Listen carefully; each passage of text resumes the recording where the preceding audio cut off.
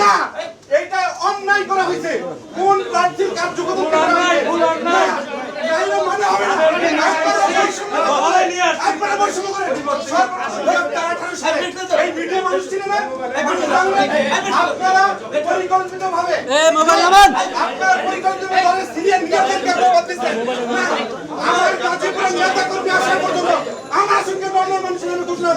আমি যাবো না। আমার নেতাকর্মী গাজীপুর থেকে আসতেছে, আপনারা অবৈধভাবে এই সংগঠনের স্থায়ী কমিটির মেম্বার সর্বপ্রথম গ্রেপ্তার মাহফুজুর রহমান খান আজকে আমার আছেন অন্য মানুষের পূর্ব পর্যন্ত আমি লড়বো না, অবৈধ প্রার্থীদের মানবো না, কেউ মানবে না।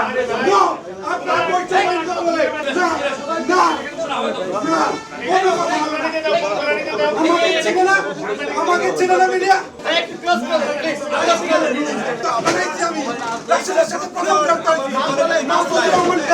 আমাকে এখানে বঞ্চিত করা হচ্ছে।